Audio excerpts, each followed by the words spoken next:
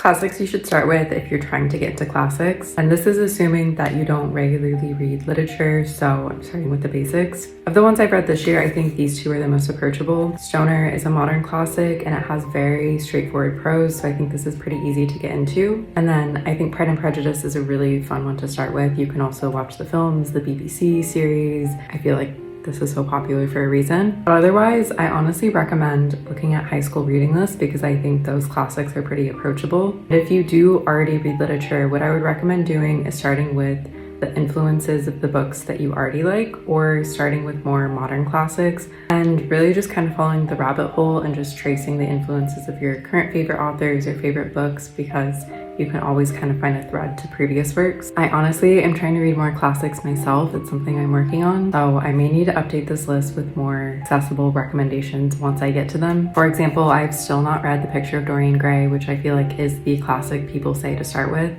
I may need to update this by the end of the year. Comment below classics that you think are a good place to start with.